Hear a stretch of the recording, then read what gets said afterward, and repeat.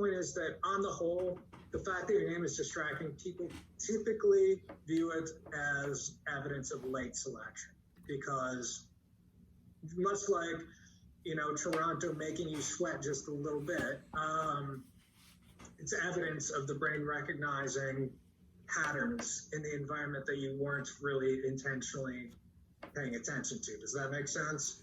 Okay. So think of it as late selection with Terresman as the caveat. Yeah. Basically, although I won't spend too much time coming back to her filter theory. I bring it up because it is part of history, but it's something that, I don't know, some people talk about still as something that we need to, but I'm going to come back to a different way of looking at it anyway. So when we conclude this with kind of the modern view of early and late selection. Right? Sorry, it's a little confusing here. So are you saying that every process we have in the brain is a late selection and only does not actually exist?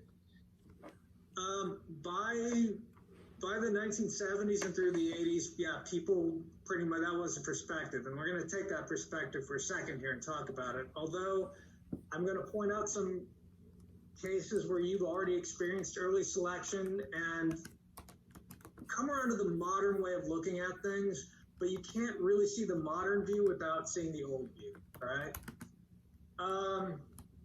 But Deutsch and Deutsch 63 are typically associated with formalizing late selection theory.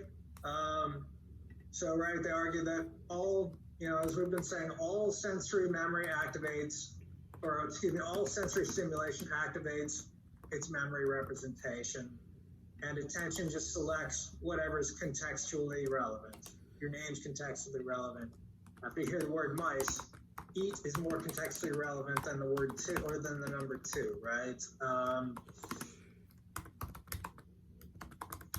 Words that lead to you being electrically shocked are contextually relevant all the time, right? Although in that case, it doesn't really enter awareness, but right. So Deutsch and Deutsch is associated with this idea that attention selects information that's contextually relevant. All right. What this led to in the 1970s was an idea that humans function in two manners, and this holds true to today, which is that we have more of an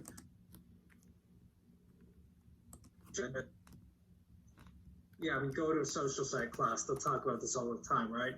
There's controlled and automatic sides to you, right?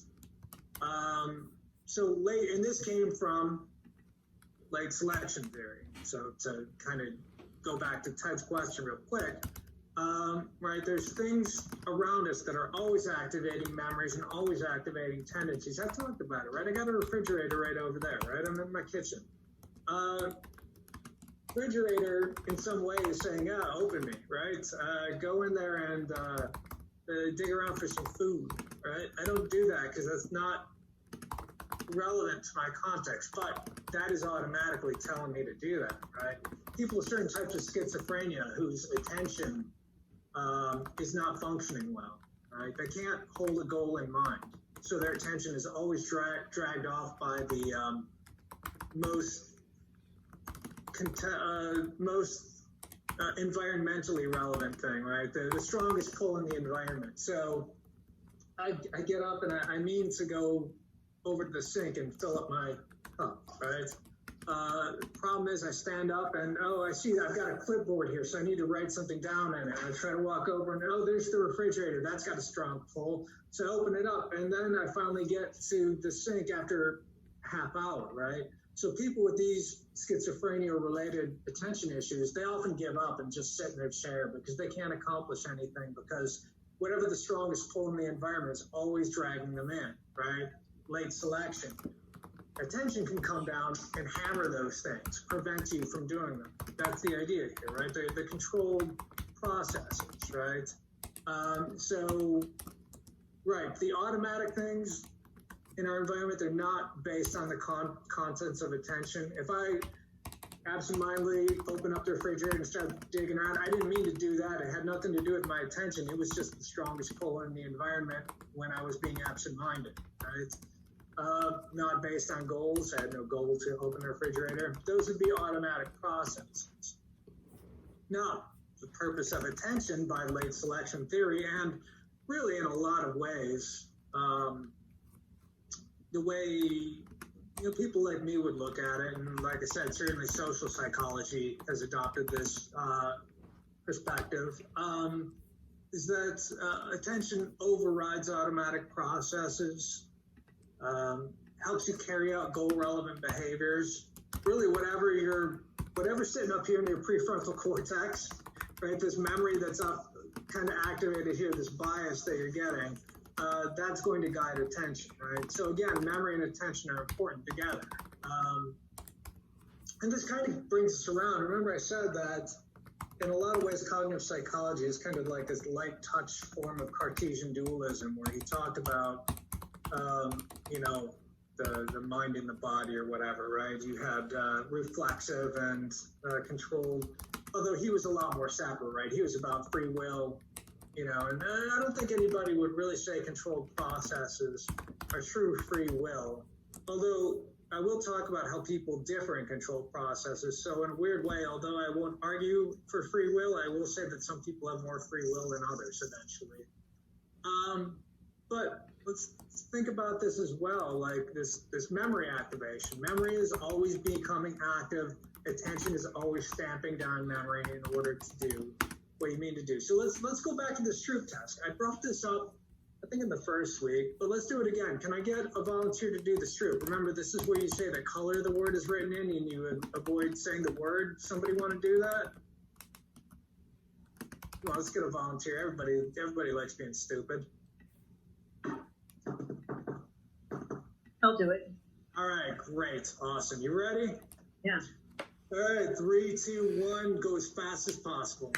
Blue, green, red, blue, red, green, red, green, green. That gets a lot harder when there's conflict, right? Yeah. It also gets a lot harder. I'll come around to this again. Like when I start showing you these ones where it's consistent, where it's congruent, right? You pay a little more attention to the word than you're supposed to, right? And then I come around and I hit you with this one. I think that was the one you were probably slowest on, right? Probably. Red, you're right, you blew red, right? And that gets to, again, this is Gray and Wedderburn's, little shock study brought up to this level where we can see it and we can experience it, right? The words, you've been trained your whole life. If you're literate in a language, you automatically read a word. You don't need to think about it. You might not become consciously aware that you read the word, but you automatically read it, right? It doesn't take that long. And so you focus in, you typically respond to the word, right? The word blue has activated blue, right? It's going, but that's not what you're supposed to do. You're supposed to say the color that the word's written in. That's really unusual. You don't have a lot of training in that area, right? So try as you might to filter out those words, you just can't.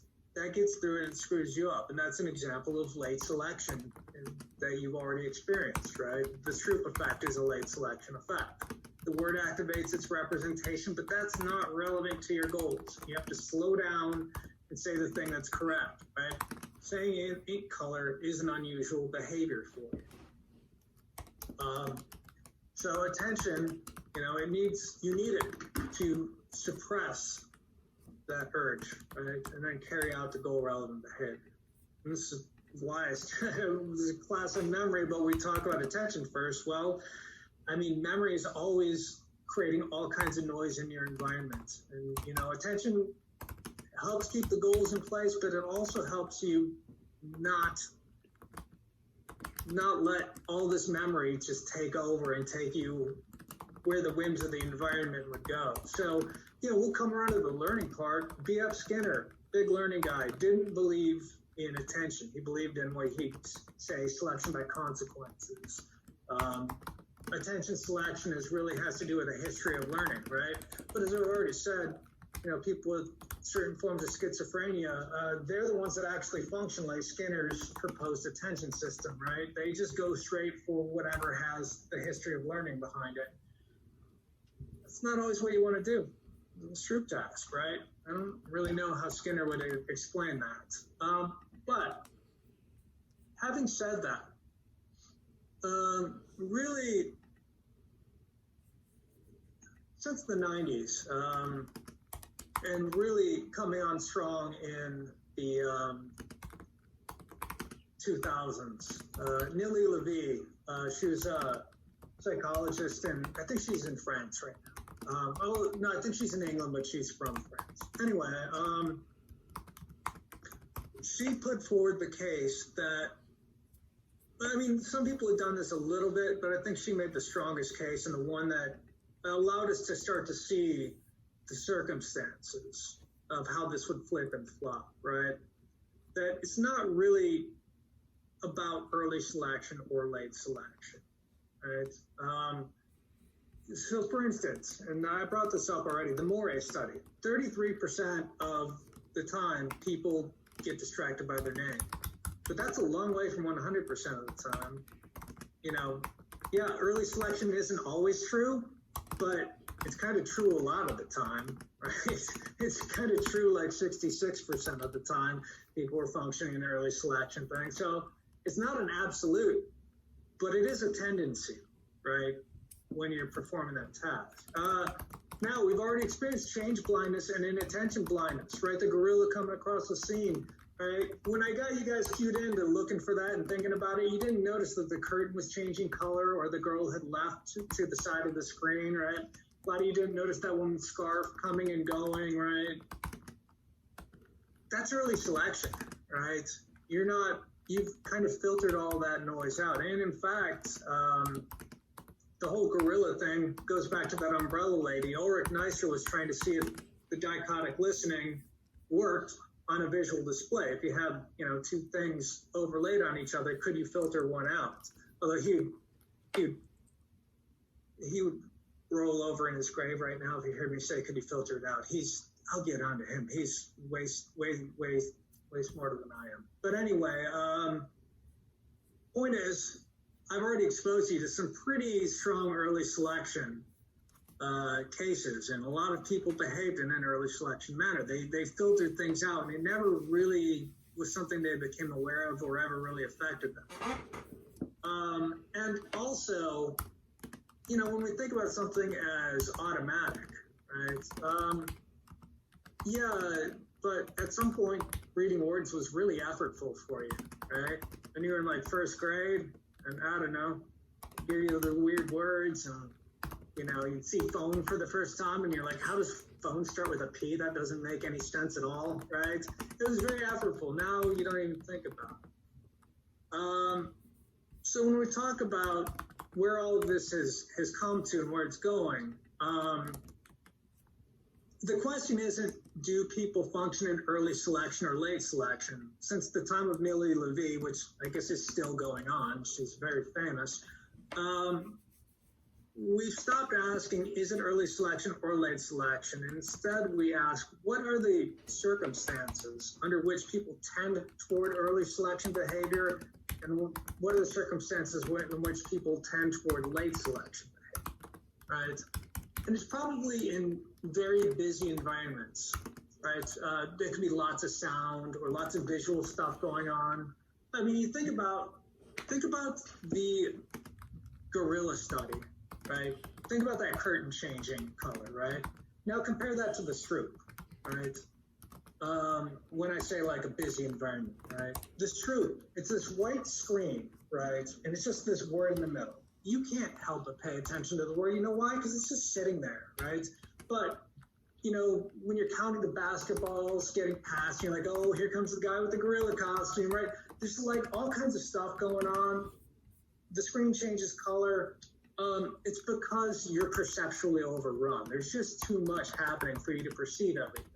That flips you, by Levy's theory, into something that would be an early selection. You can really only focus on a little bit of information at a time. A Stroop task, when you have lots of leftover mental resources, right? It's just the word on a white screen. You have all kinds of attention processes. You can't, or I shouldn't say attention, perceptual processes. perceptual processing capacity, right? You can't help but read the word in that case. Or to think about it a different way, right? To come back to the noisy word environment, or example, noisy environment example, excuse me. People often say, don't study in a noisy place, don't study with music on, yada, yada. I completely disagree. I couldn't disagree more. If you want to do your best studying, go to a coffee shop at peak hours. Everybody's talking, right? It's all this noise going on. By Levy type of theory, your attention should snap right into whatever you're studying, right? Because the busyness of the environment is using up your resources, which is why people in dichotic listening really don't hear much going on. Occasionally they hear the name, but most of it doesn't break through because it's very noisy. Now, they'll often say, go study in a quiet environment, a library, right? No, I never study in a quiet environment. Why? Because every little sound pulls my attention toward it, right? I remember once when I was in grad school, I started out doing my master's at Montana State University. I loved their library, but I started bringing some headphones with me because I just remember there's this hippie kid, right? Because it's in Montana, right? Bozeman, Montana's full of hippies. And there's this hippie kid, and I don't know, he stands up and he sits down and his chain rattles and his can rattles, and I'm trying to read, but my attention keeps going up. Finally, I just got frustrated and got up and threw my books on the ground and stomped out, right? Because I got sick of my attention always being pulled away. And that's the idea, right? A quiet environment, you can't help but attend to everything. A noisy environment, you can only attend to a little bit, right? Noisy environments lead to early selection. Quiet environments lead to late selection. A quick question. Yeah, what's up? Yeah, I might already miss the chance at the proper time, but back to the ink mask, the experiment masking. So Which one? the ink experiment. Oh, The you words mean is different. You mean the stroke? Yeah. Right. So you said so for the native speakers, there are two processes needed. First, you need to suppress your automatic processing and then fully attain your consciousness. Right. If that's so, then for the people with English as a second language, they don't need to take the suppressing automatic process thing. So does that mean that English as a second language to show the better result compared to the native one? Yeah, you see that. So it's going to be a lot more variable for people who are English second language because they're not all going to have the same degree of automaticity, whereas English first language is like boom, boom, boom, everybody's been made automatic. But yeah, quite often when you see a Stroop study on like Sono or whatever, they'll say like native English speakers only because the Stroop effect does tend to be a lot smaller for people who know second language. It's not just English, right? It's whatever the language is, right? But yeah, second language speakers tend to show a smaller Stroop effect, less automaticity. But overall, I would also say that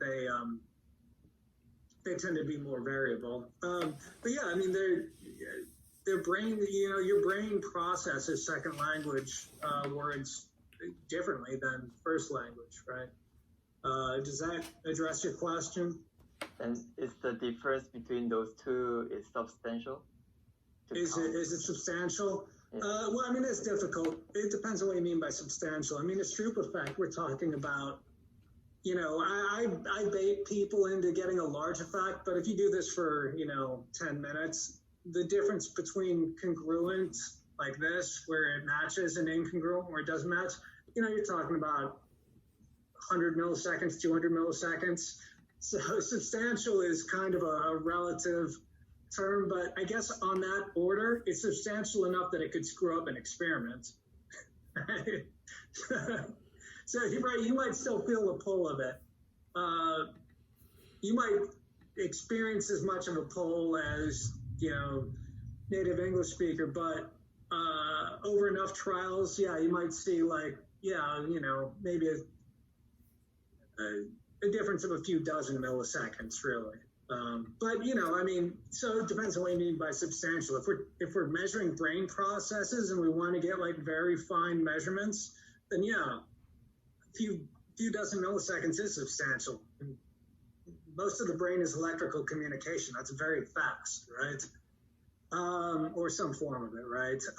So that's very fast, but yeah, it's not going to be substantial in the same way of like, the real world, like, oh, I can see it. I can see the difference with my eyes, right? I might not be able to see the difference with my eyes, but I could probably see it with a computer. With that. Does that help? Or is that get at what you mean? Okay, great. All right, we actually have 20 minutes to talk about short-term memory. That's good. You know why? Because those of you who are too lazy to read might actually get some of the stuff that's from the reading.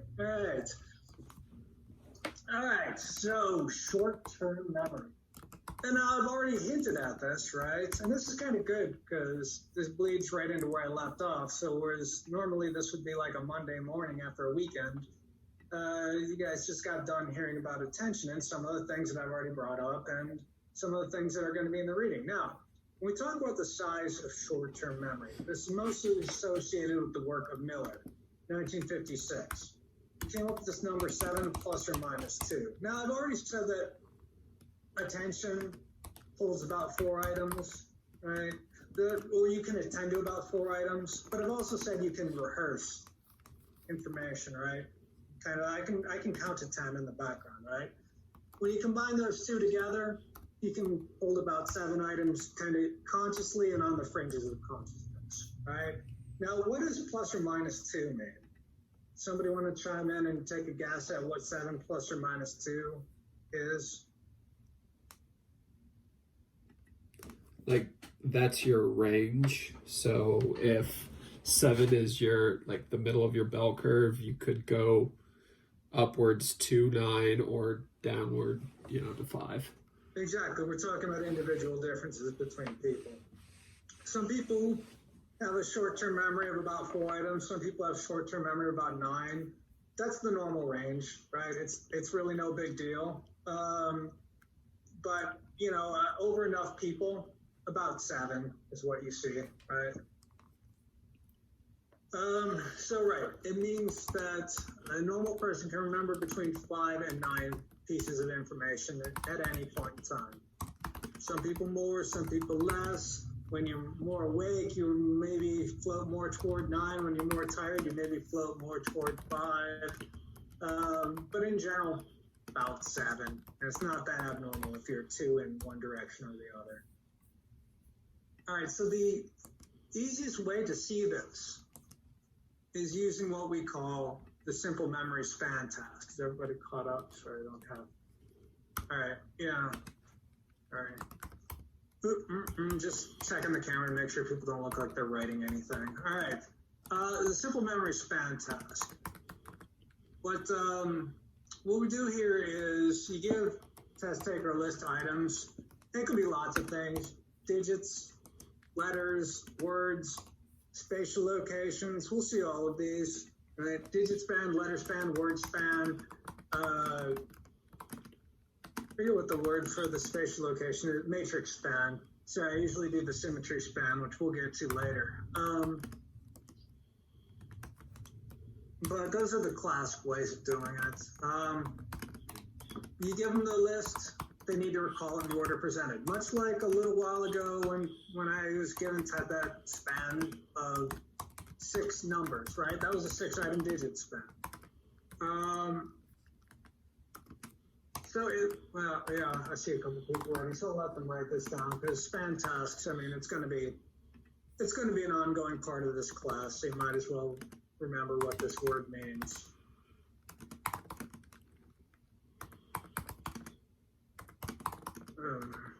Particularly since later on we're going to get into what's called the complex span task, which really, if this is measuring the size of your short-term memory, the complex span task is measuring that ability of your short-term memory and your attention to interface with each other. But this is more simple. This is just how many items can you remember.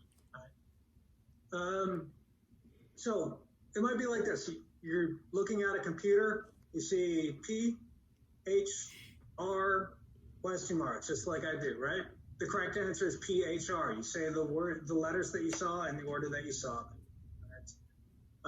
So with the traditional way of doing a simple span task, there's lots of ways, but this is the way that you'll see most, particularly if you go back in time before, let's say, 2007. I think after 2007, people started mixing it up a little more than this, but you'll still see this way of doing it. So you start with, it's what psychometricians, people who do like IQ and stuff like that, would call a power test. So you start with a list of 3 items. And if you get 3 lists of 3 items, right? PHR, TY, Q, J, W, S, right? So you do those 3 lists, and if you get at least 2 of the 3 correct, I make the list 1 item longer. Right? So the next 3 lists are going to be 4 items. You get 2 of those 3 correct, then the next 3 lists are going to be 5 items. Now, testing stops when a person cannot recall at least 2 of the 3 lists at a certain length. And lo and behold, most people fail at about 6 or 7 items. Big shock, right? So that's the primary evidence that short-term memory would be about 7 items. It's typically the failure point for people in a simple memory span task.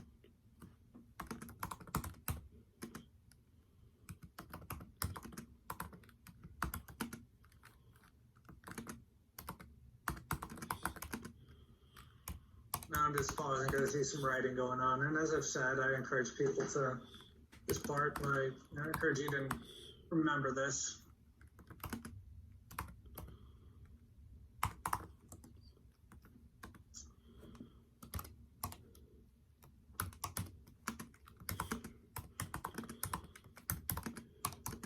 All right. Now, having said that, we can often remember more than 7 items. To take an example from, well, before I get to my example from my old book, right? I already brought up phone numbers. They're 7 digits long, right? Now, we don't often try to remember a phone number, but every now and then somebody shouts one at you, right? You might be one to put it into your cell phone, and instead of waiting for you to type every number, your stupid friend just yells out all 10 digits, right? You can remember those 10 digits, and most people can remember 10 digits of the phone number, right? We'll come around to that in a second, but urban legend has it that American telephone numbers are 7 numbers traditionally, without the area code, 7 digits, because that's what people can remember. The urban legend is that Miller worked for Bell Labs.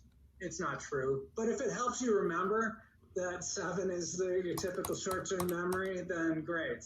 But let's go with this example from the book. So what I'm going to do, I'm going to show you a bunch of digits. They're going to be really fast. Just write them down when you get to the question marks, and then somebody tell me how much you got. You ready? Just try to do it. Try to write them down. Ready, set, go.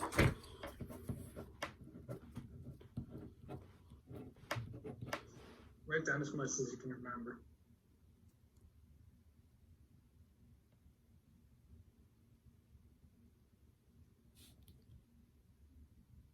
All right, somebody want to tell me what they were able to get from that?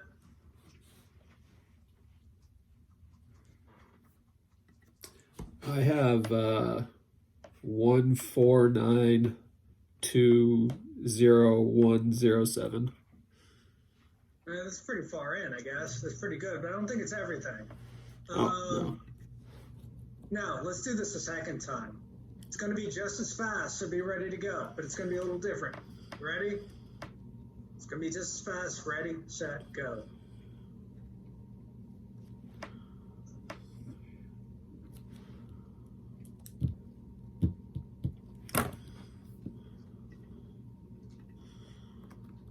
All right, somebody want to tell me what the numbers were in order?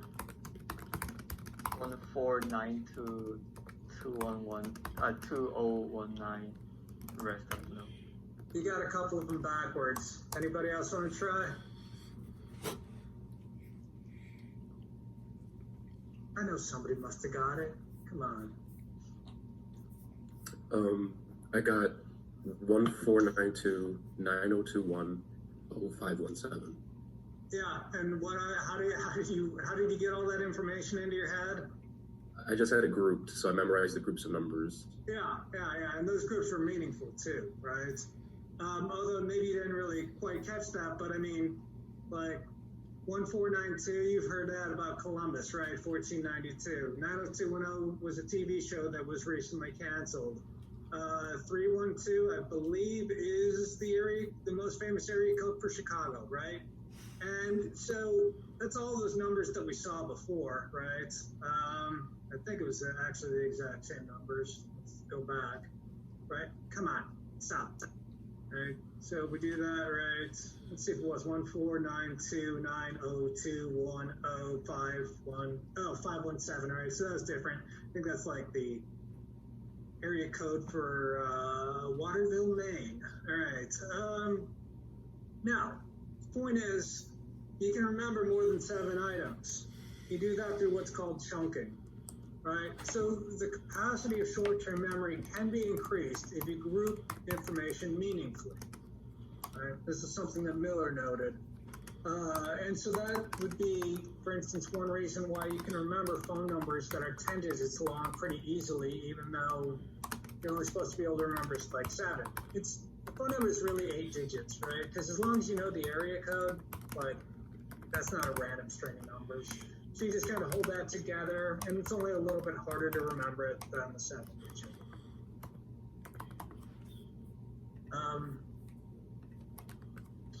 Yeah, and we'll get into examples later on.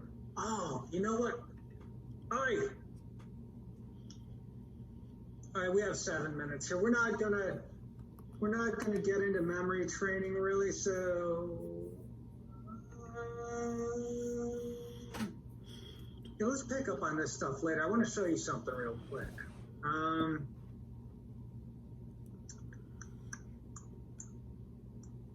On one of my older classes. I bet you it's in here. Chase and Erickson. Let's see what comes up. January, February. Hey, there we go. I bet you it's in here. Yeah, working memory training, right? So there are examples of people trying to train memory throughout history and make it better. If you want to hear more about this, I don't think I really put it formally into the lectures, which is why I'm speeding ahead here. So I don't think we're ever going to get back to it again. So let's spend the last 7 minutes talking about chunking in a historical context, right? So in the 1970s, that's where people became really interested with, can you increase short-term memory through training? Right? They started off with children with extremely low IQ in the medical community called mental retardation, not my word. What you found is through rehearsal training, these kids could get better at memory span lists, but they typically forgot the rehearsal training that they would get, and they wouldn't know when to apply it. So it was kind of their IQ was capping them. But Erickson, Chase, and Falloon, Anders Erickson, he is famous for being strictly, nature and nurture. He is strictly nurture. He thinks that everything is just learned. There is no nature to human beings except maybe where their interests lie. And one of his most famous studies was conducted in 1980, teaching somebody to practice doing a working memory, a short-term memory span list, right? So I said, normally it's about 7 items, right? He'd have these people come into his lab, do digit span over and over again, right? And it was an adaptive task. So if you could remember 6, the next list would be 7, right? And if you couldn't remember 6, the next list would be 5, right? Always like pushing toward whatever your maximum was. But he had this one guy who came in who just exploded, just exploded in how many items he could recall, right? started with a normal span of 7 items. After many days of training, many weeks of training, after 230 hours of practice, his digit span rocketed to 80 items, right? This guy could remember 80 items in a row. That's incredible, right? So there were no errors, right? So how do you do it? His memory didn't improve, right? And you'll see people do these memory tricks where they can remember lots and lots of information, right? I remember pi to, 100 digits. You see people do stuff like that, or memorize decks of cards in order. It's parlor tricks. They don't have great memory. They just have figured things out. And this SF kid, he figured something out. He used chunking, right? And we know this. We know his memory didn't get better because when he stopped showing him digits and instead told him to remember a list of words, his digit span dropped, or his span task for words dropped back down to 8, which is pretty normal, right? So he only had tremendous memory when you gave him digits. Why was that? Well, he was a runner and he was using chunking. He had a very elaborate chunking strategy, though. It's crazy. See, so he was a long distance runner, and what he would do is take numbers in segments of 3 to 4 units. You remember, I said you can attend to about 3 or 4 things at a time. So as these numbers are being played, he'll get to 3 or 4 and assign them to something meaningful, right? So a race time, he'd hear 2, 3, 4, 5, and he would think, all right, 2 hours, 34 minutes, 5 seconds. He'd remember that race time and tuck that away in his head, right? Then the next digits would come. And with practice, he started mixing in dates. If he'd hear like 1492, he'd think when World War II ended, or 1945, excuse me. That's when World War II ended. He'd hear 893. He'd think 89.3 is a very old age, right? So he's always creating these chunks, right? But 80 digits is still a lot. So what he would do is he'd get done with 4 chunks, and then he'd think about a chunk that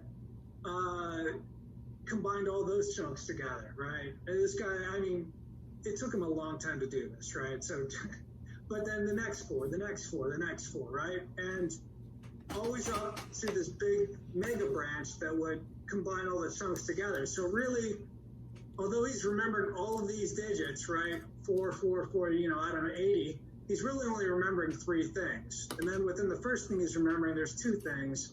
And then that breaks off into 2 more things, and then these smaller chunks.